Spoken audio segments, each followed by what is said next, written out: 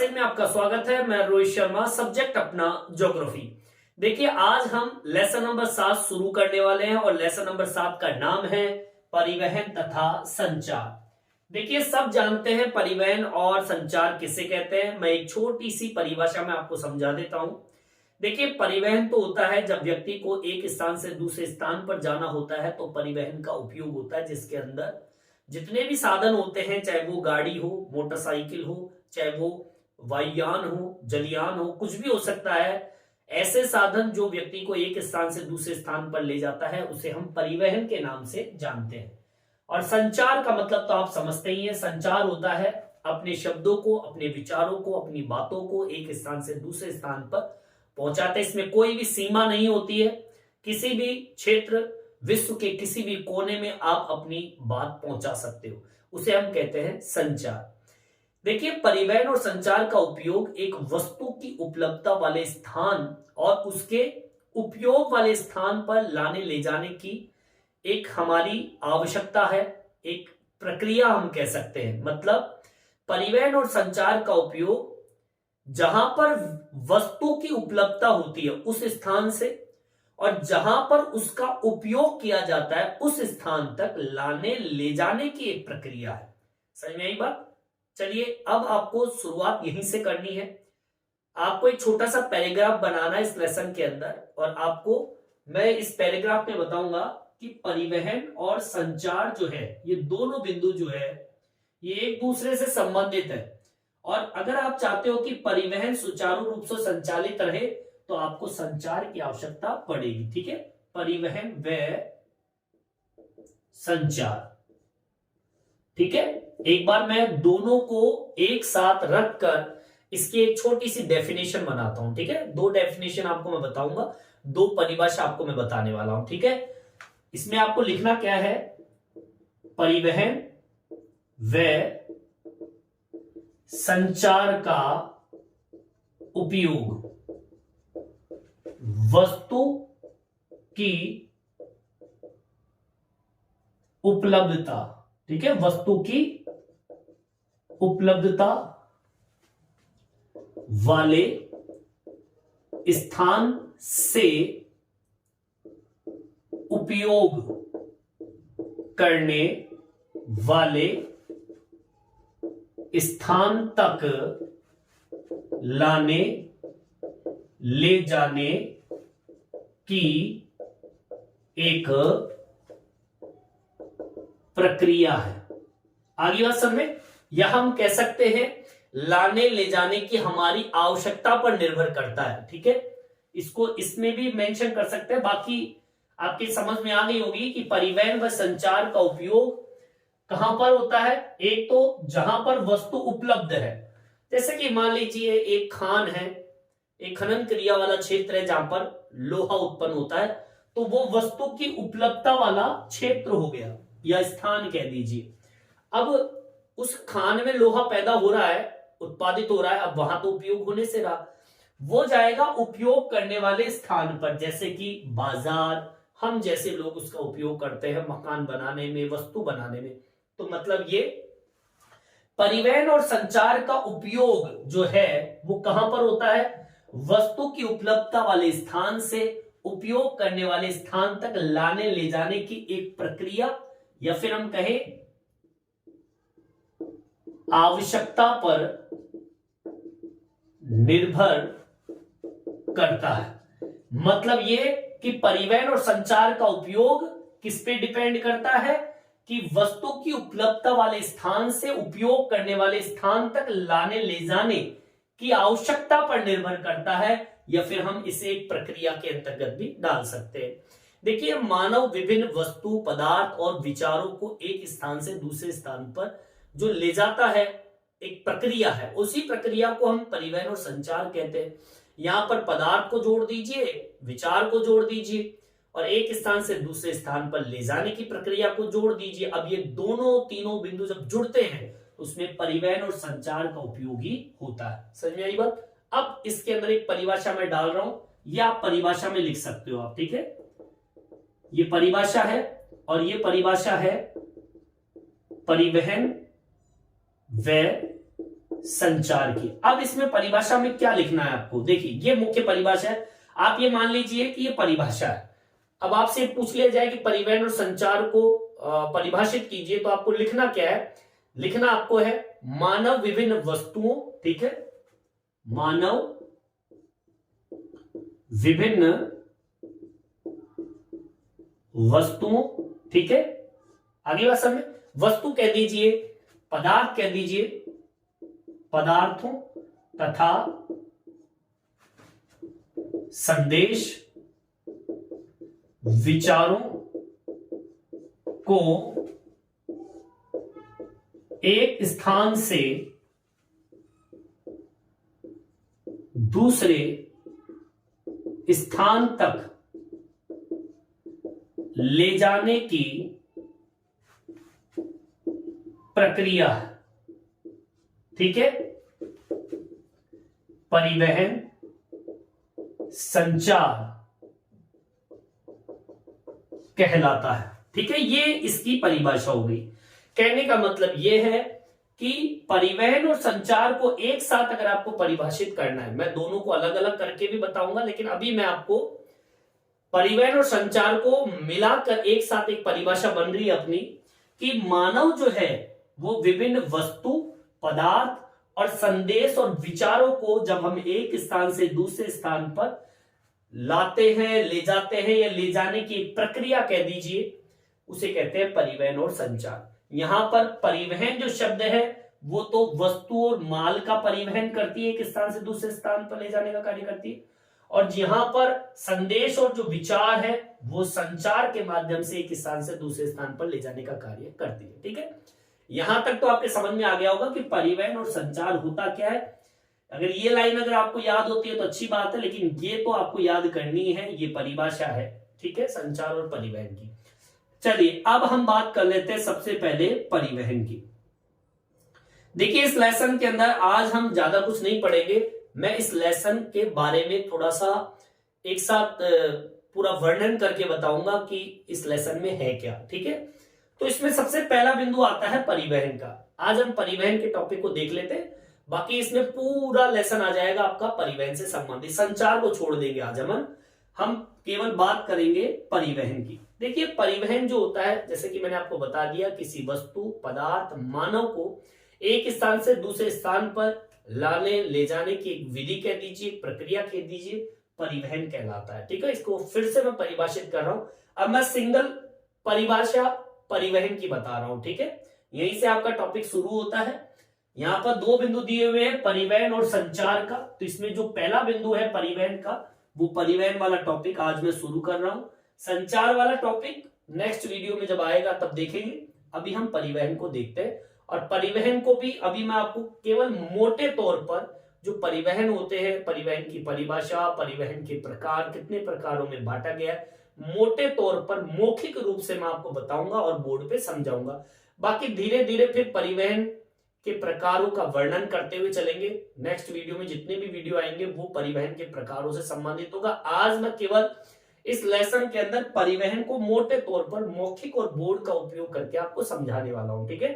तो यहां पर परिवहन की परिभाषा आप क्या लिखेंगे, लिखना आपको क्या, किसी वस्तु, पदार्थों, ठीक है, कोई भी वस्तु हो सकती है, कोई भी पदार्थ हो सकता है, वह मानव को एक स्थान से दूसरे स्थान पर लाने, ले जाने की विधि है। इसे हम कहते हैं परिवहन कहलाता है। क्लियर, आगे बात समझ में। ये तो भैया आपकी परिवहन की परिभाषा हो गई कि कोई भी वस्तु हो सकता है, पदार्थ हो सकता है, मानव हो सकता है, उसको एक स्थान से दूसरे स्थान पर जब ले जाते हैं तो उस विधि को, उस प्रक्रिया को हम क्या कहते हैं, परिवहन कहते हैं, ठीक है। चलिए अब हम बात कर लेते हैं परिवहन के प्रकारों की, ठीक है। मैं मोटे तौर पर बताऊंगा आपको, फिर नेक्स्ट वीडियो में मैं आपको विस्तृत वर्णन करके मैं आपको बताऊंगा, कैसे बताऊंगा वो सब बताऊंगा आपको मैं। चलिए यहां तक आपके समझ में आ गई होगी, यहां तक आप उतार लीजिए। देखिए आगे की ओर बढ़ते हैं और टॉपिक मैंने डाल दिया है परिवहन के प्रकार। तो मैं आपको बता दूं परिवहन के 3 प्रकार होते हैं, ठीक है। पहला प्रकार जो है इसे तो बोलते हैं स्थल परिवहन, ठीक है। दूसरा जो प्रकार है उसे बोलते हैं जल परिवहन, और तीसरा जो परिवहन है इसे बोलते हैं वायु परिवहन। ये 3 तरह के परिवहन होते हैं, ठीक है। मैं इसके बारे में आपको बताऊंगा, तीनों के बारे में एक साथ बता रहा हूं मैं मोटे तौर पर, और बोर्ड का उपयोग करेंगे। एक बार में आपके तीनों परिवहन समझ में आ जाएंगे। बाकी फिर मैं नेक्स्ट वीडियो में पहला टॉपिक लूंगा स्थल परिवहन का, फिर उसके बारे में वर्णन करेंगे। फिर अगला वीडियो जो होगा वो जल परिवहन का होगा, फिर वायु परिवहन का होगा। अभी मैं मिक्स करके आपको ये बता रहा हूं कि स्थल परिवहन, जल परिवहन, वायु परिवहन की हमारे भारत में क्या भूमिका है, किस प्रकार से इनको बांटा गया है और इनका कितना फैलाव और किस उपयोग में ये आ रहे हैं, इनकी शुरुआत कब हुई है, उनके बारे में अध्ययन करेंगे, ठीक है। तो सबसे पहले तो मैं स्थल परिवहन की बात कर लेता हूं। देखिए स्थल परिवहन क्या है। स्थल परिवहन जो धरातल पर है, और स्थल परिवहन के तौर पर मैं बता दूं आपको, स्थल परिवहन को 3 भागों में बांटा गया है, ठीक है। 3 भाग कौन कौन से हैं? सबसे पहला जो है वो है सड़क, और सेकंड नंबर पे जो आता है वो आता है रेल, और थर्ड नंबर पे जो आता है ये है पाइप लाइन, ठीक है। समझ में आई बात? मतलब ये कि जो स्थल परिवहन जो है इसको 3 भागों में बांटा गया है, सड़क, रेल और पाइपलाइन, ठीक है। यहां तक आपके समझ में आ गया होगा।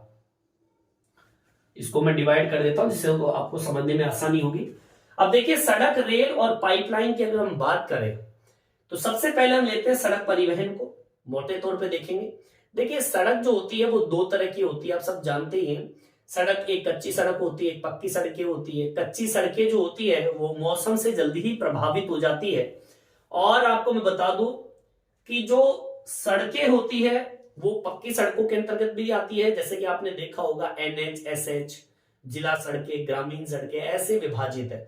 कच्ची और पक्की सड़कों का तात्पर्य तो मैं आपको बता दूं, जो सड़कें होती है कच्ची पक्की में तो इतना सा अंतर होता है कि कच्ची सड़कें जल्दी खराब हो जाती है, टूट जाती है मॉनसून से या फिर किसी भी प्राकृतिक आपदा से बिखर जाती है, लेकिन पक्की सड़कें जो होती है थोड़ी मजबूती से टिकी रहती है, सड़क होती है। अब देखिए सड़कें भी 3 तरह की होती है, सॉरी 4 तरह की होती है।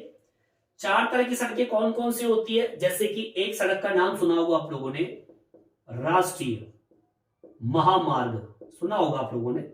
इस राष्ट्रीय महामार्ग को NH के नाम से जानते हैं। किसके नाम से जानते हैं? N और H के नाम से, ठीक है। ये सड़क है। सेकंड नंबर पे आता है वो है राज्य महामार्ग, और इसको SH के नाम से जानते हैं। NH का मतलब होता है नेशनल हाईवे, SH का मतलब होता है स्टेट हाईवे, ठीक है। फिर 1, 2, फिर आता है सड़कों के अंदर तीसरे नंबर पे वो आती है कौन सी? जिला सड़कें, ठीक है, जो कि आपके डिस्ट्रिक्ट लेवल पर होती है। फिर आती है आपकी ग्रामीण सड़कें, ठीक है। ये तो हुई सड़कों के बारे में, ठीक है। अब बात कर लेते हैं रेल की। देखिए रेलवे की अगर हम बात करें तो रेल एक ऐसा संसाधन है जो कि आपके ट्रांसपोर्ट में बड़ा काम आता है। भारत के अंदर रेल की जो स्थापना हुई थी वो 1853 में हुई थी, ठीक है। स्थापना की बात कर लेते हैं। स्थापना रेल की 1853 में हुई थी, और ये हुई थी मुंबई से ठाणे के बीच में, ठीक है। मुंबई से ठाणे के बीच में। और आपको बता दूं ये जो मुंबई से ठाणे की जो बीच की दूरी थी वो 34 किलोमीटर के करीब थी, ठीक है। भारत के अंदर अगर रेल मंडल की बात करूं मैं, भारतीय रेल मंडल मतलब भारतीय रेल मंडल को 16 मंडलों में बांटा गया है। 16 मंडल मतलब विभाजित किया गया है, जो पूरे भारत के अंदर रेल तंत्र को संचालित करता है, ठीक है। इसके बाद में आ जाइए पाइपलाइन की बात कर लेते हैं। पाइपलाइन आप सब जानते ही हैं। पाइपलाइन के जरिए द्रव्य, लिक्विड, जो पानी जो भी हो सकता है उसको एक स्थान से दूसरे स्थान पर ले जाते हैं, और इसमें तेल और गैस इसका आदान प्रदान होता है, ठीक है। इसको हम पढ़ेंगे, ये सारे बिंदुओं को हम पढ़ेंगे नेक्स्ट वीडियो के अंदर, ठीक है। आ जाइए जल परिवहन की बात कर लेते हैं। देखिए जल परिवहन की बात करें तो इन जितने भी परिवहन है, स्थल परिवहन, जल परिवहन, वायु परिवहन, इसमें सबसे सस्ता परिवहन जो है वो आपका जल परिवहन है, सबसे सस्ता परिवहन। ठीक है, क्योंकि इसमें घर्षण बल कम होता है, मतलब जब ये पानी पे चलता है तो घर्षण नहीं लगता है। एक तो हवा का प्रेशर भी होता है और थोड़ी सतह भी पानी की चिकनी होती है, कठोर नहीं होती है। यहां पर तो सड़क परिवहन में तो थोड़ा सा घर्षण लगता है, पेट्रोल डीजल ईंधन ज्यादा लगता है, लेकिन यहां पर घर्षण बल कम होता है, इसकी वजह से ईंधन थोड़ा कम खपत होता है। यहां पर जल परिवहन को दो भागों में बांटा गया है। एक आपका अंतः जो स्थलीय जो मार्ग होते हैं, ठीक है, अंतः स्थलीय जल मार्ग जिसे हम कहते हैं, इसमें बांटा गया है। और सेकंड नंबर पे जो है वो सागरीय और महासागरीय मार्गों के रूप में इसको बांटा गया है। सागरीय व महासागरीय मार्ग के रूप में इसको बांटा गया, मतलब दो जल परिवहन होते हैं। अब दोनों में अंतर भी समझ लीजिए। यहां पे अंतः स्थलीय का मतलब क्या होता है? स्थल के अंदर।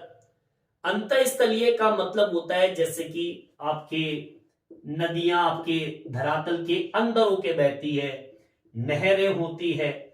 ये क्या है? ये आपके स्थल भाग के अंदर धसी हुई होती है, किसी शहर में हो सकती है, गांव में हो सकती है। ठीक है, और जैसे कि पश्च जल क्षेत्र है, जैसे कि खाड़ियां होती है, ये सब स्थल भाग के अंदर घुसे हुए होते हैं। ठीक है, भारत के पास में 14,000 किलोमीटर लंबा जलमार्ग है। नौकायन मतलब नाव चलती है इसके अंदर, ठीक है, जो कि अंतःस्थलीय धरातल के अंदर वाले भाग, जैसे कि गंगा नदी है, अंतःस्थलीय भाग है। ठीक है, क्योंकि ये पूरा हिमालय क्रॉस करके आपके उत्तर प्रदेश होते हुए फिर आपका बंगाल की खाड़ी इधर की साइड पूर्वी दिशा की ओर घूम जाती है और फिर बंगाल की खाड़ी में गिर जाती है।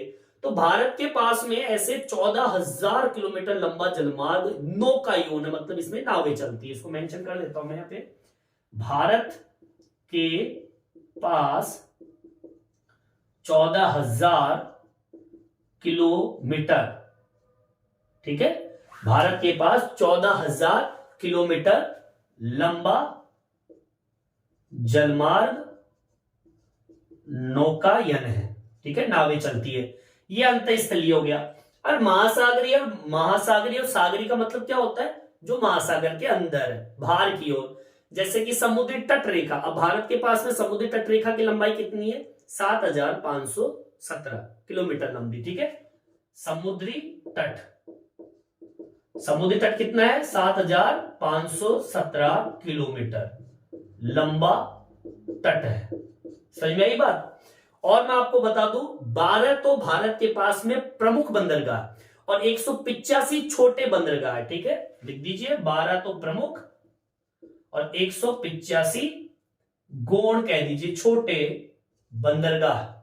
अब बंदरगाह जानते हो ना आप लोग, क्या होता है बंदरगाह? जहां पर समुद्र तट के ऊपर एक ऐसा स्टेशन कह दीजिए, जैसे बस स्टैंड होता है ना बसों का, जैसे रेलवे स्टेशन होता है रेलों का, वैसे ही बंदरगाह जो होता है वो जहाजों का एक स्टैंड होता है जहां पर माल को उतारा जाता है, चढ़ाया जाता है, लादा जाता है। तो ऐसे 12 तो बड़े होते हैं और 185 छोटे पत्न मौजूद है भारत के अंदर। तो ये दो भागों में इसको बांटा गया है। आगे बात समझ में? ठीक है, यहां तक आपके बिल्कुल समझ में आ गई होगी। चलिए आ जाइए, अब वायु परिवहन की बात कर लेते हैं। देखिए, वायु परिवहन को भी दो भागों में बांटा गया है। एक होता है राष्ट्रीय और एक होता है अंतरराष्ट्रीय। अब देखिए, इस परिवहन के अंदर सबसे सस्ता परिवहन तो ये है, फिर मध्यम स्थिति में ये है और सबसे उच्च स्थिति में ये है। मतलब सबसे महंगा अगर परिवहन कोई है तो वायु परिवहन है। वायु परिवहन जो होता है वो कम समय के अंदर लंबी दूरी तय करता है, पहली बात तो ये। और दूसरी बात ये कीमती इसलिए भी है क्योंकि ये एक लंबी दूरी तय करता है थोड़े कम समय के लिए। और मैं आपको बता दूं, जितनी भी कॉस्टली, जितनी भी महंगी मूर्तियां या फिर हम कहें कि ऐसा संसाधन जो कि जल्दी खराब हो सकता है, उनको इस वायु परिवहन की सहायता से ले जाया जाता है। ठीक है, वायु परिवहन को भारत में दो भागों में बांटा गया, एक राष्ट्रीय और एक अंतरराष्ट्रीय।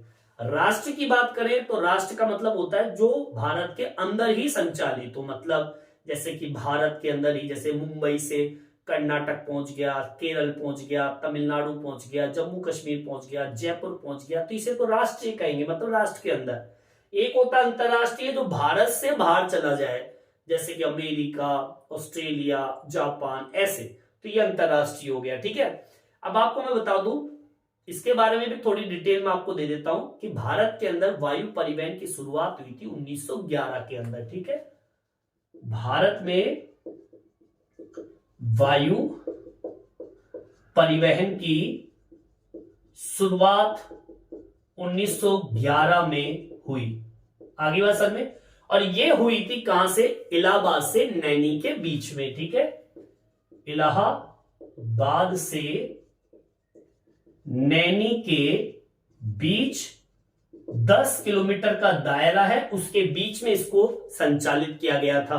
और आपको मैं बता दूं, इस वायु परिवहन के अंदर एक और बिंदु है, हंस, पवन हंस जिसे हम कहते हैं। पवन हंस क्या है? एग्जाम में कई बार पूछा भी जाता है, इसमें मोस्ट टॉपिक है। पवन हंस बोलते हैं हेलीकॉप्टर को। ठीक है, हेलीकॉप्टर जो होता है आप सब जानते हैं हेलीकॉप्टर क्या होता है।